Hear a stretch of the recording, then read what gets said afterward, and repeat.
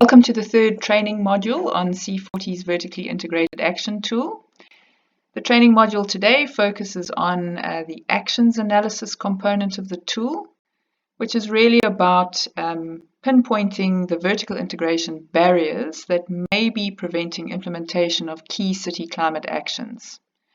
So there is a previous training module which covers the cross-cutting analysis, and one which covers the sector analysis. So if you're interested in those levels of analysis in this tool, please refer to the previous training modules. But today we're going to be having a look at the actions analysis within this tool. So we're going to click on this button here, which will take us through to the actions analysis work page. And as we see on the work page, I'm just going to take you through all the different components within it. Up on the top left here, there is a set of navigation buttons that you can use to move about the tool. You can also use the tabs at the bottom here. This is an Excel file, so the tabs should be a familiar kind of format for you. You can use these to navigate around the tool. There is also a set of instructions which you can use to remind yourself of how to go about using this component within the tool and the process that you need to follow. So when one's going through the process of analyzing climate actions in terms of vertical integration, we're going to start by selecting a context for the analysis. So we need to be sure whether we are analyzing vertical integration in the context of city and national government or city and state and provincial government. So your first step is really to make a selection on this part of the page, and once you've made your selection, you need to keep that context in mind as you go through the process of answering questions around how vertically aligned city and the other level of government are around certain climate actions. Now, just to start off just to be very clear that this actions analysis page allows you to analyze up to 10 different climate actions at a time. We have not made it able to do more than that at any time. It just becomes too cumbersome and difficult to manage all of that information. If you have more than 10 actions that you are wanting to analyze using this tool, you can obviously rerun the tool as starting from a blank basis each time, as many times as you choose, with as many sets of actions, up to 10 each time you run it. I've got a worked example here, which has been set up to show you how it works. Essentially, we have a table of climate actions that we need to first select from on the left of the screen. The table has got some climate change mitigation actions in it. And just scrolling down, it's also got some climate change adaptation actions, as well as some cross-sectoral actions. So these actions in this table should match up exactly with the actions in some of C40's other tools, for example, the actions prioritization tool. So if you've used those tools, you should be able to find the actions that you've analyzed in those other tools on this list in this table. When you are selecting your actions, it's very simple. You find the action that you're wanting to analyze, and you just click on the checkbox next to the action, and the action that you've checked will automatically arrive in this action summary list box here. I've just selected 2 today that we're going to analyze. If for any reason the actions that you're wanting to analyze are not in the pre-populated list, we do have space to capture actions in addition to the ones pre-populated if you so choose. Just remember that if you do type in an action in any part of the table where you wanting to add the action, remember to select that action, otherwise it won't arrive on the summary list here. So we've arranged the actions around the typical sectors that one looks at in climate action plans, and the selected actions will arrive in the summary list here.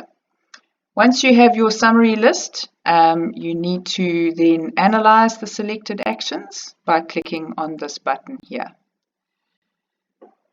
And a separate page then opens where you can go through a process of analyzing each action in terms of a set of vertical barriers, which has been pre-populated for you in a set of tables. So we have selected 2 actions in this worked example, and you'll see that the first one of these has been pulled straight through into this table here and is being referred to as action 1. If we scroll down the page, you'll see there's a similar table where our second action that we selected has also been pulled through and is now being referred to as action 2. And so it goes. There are 10 tables like this on this page, and if you've selected 10 actions, each one of those actions you've selected will have been pulled through into a table and will have been given a reference of action 1 to 10, depending on where it sits on the page. So we're just going to scroll back now to the top, and we're going to work with this first table just so that you can see how to complete it. Each one of these tables of vertical barriers is divided into different sections. So we've got a series of political barriers that could apply to the action, a series of policy and powers barriers that could apply, a series of institutional barriers, financial barriers, skills and capacity barriers, and information, knowledge, and technology barriers. Against each one of these categories of barriers, there are some pre-populated barriers that may apply, and we've also created space for you to add others if the barriers that apply to your action are not in the pre-populated list. So if that's the case, just click in the relevant cell and type in the barrier that you feel is relevant. For every barrier in this table that applies to the action that you are analyzing, you need to select from these checkboxes that the barrier applies.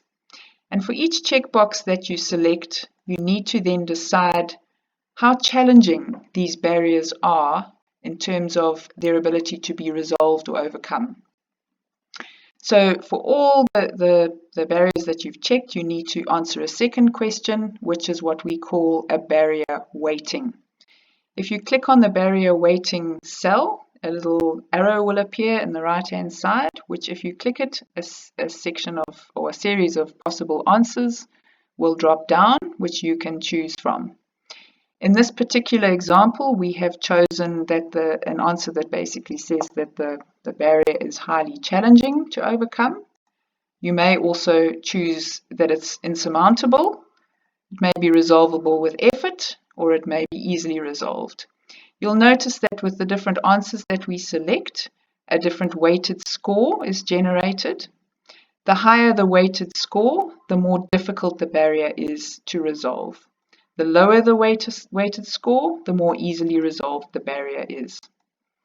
Okay, so we're just going to leave this as a highly challenging barrier in this example. But again, just to remind you, for every one of the barriers that you select as being applicable to this action, you do need to weight the barrier in terms of its resolvability. You need to go through this whole process for each one of the actions that you have selected to analyze. And essentially what happens is a score gets generated for these barriers. Once you've completed the analysis, you can go ahead and have a look at the results of your analysis. And here they are. This is the actions analysis results page. And here at the top, you'll see a summary of the actions that we've selected to analyze in this tool. There are a couple of little explainer boxes on the right-hand side, just to remind you of what you're looking at in terms of each one of the results as we go through. Essentially, the results of the actions analysis produces a series of charts, which you can use when analyzing the results. So this first chart here is a bar chart, a stacked bar chart, in which essentially the taller the bar, the more vertical barriers there are, and the more highly scored or difficult the barriers are to overcome. So we can immediately see by looking at this chart, we've analyzed action 1 and we've analyzed action 2. Here are action 1 and 2 in this summary list up here. We can see straight away that action 2 has not only got more kinds of vertical barriers associated with it, they generally get much higher scores, which means that compared to Action 1, Action 2 has got a lot more vertical barriers that need to be resolved. They're going to potentially be quite difficult to resolve. And so Action 2 is quite a tricky action from a vertical integration point of view when being compared to Action 1. If we had analyzed 10 actions, we would have a lot more information to be looking at here, and it would be easy to spot which actions have vertical barriers that are potentially easily overcome, and therefore those actions really shouldn't be discounted from being included in a climate action plan, because really the vertical barriers are potentially overcomable. The second chart includes the same information but in a slightly different format. So here we have the different themes, the barrier themes that we've analyzed, and the cumulative score of the two actions that we have analyzed against each of the themes, so that you can see here that political and skills and capacity appear to emerge as some of the highest scoring themes in terms of vertical barriers across the two actions that we've analyzed. And then these tables at the bottom really are just a summary of all of the vertical barriers that you've selected as being applicable to each one of the actions that you have analyzed, and the weight of those barriers that you've selected as being applicable is also recorded in this table. The barriers are ranked in accordance with how difficult the barriers are to overcome. So the most important or the most difficult barriers are at the top of the table, and the easier, less challenging barriers are at the bottom of each of these tables. And you can see just by looking at these two tables that Action 2 has a lot more barriers associated with it. And we've got most of the barriers having been ranked highly challenging, even one insurmountable. Whereas looking at Action 1, we've got only 2 highly challenging barriers, but the other 3 are resolvable with effort or easily resolved. So that immediately tells you what kinds of barriers you're facing with each one of the actions, but gives you a quick summary overview of how difficult the barriers are to deal with. So that's it for the actions analysis. Thanks very much for joining us for the video. Please go and have a look at the training modules on the cross-cutting analysis and the sector analysis for the vertically integrated action tool as well. Thank you.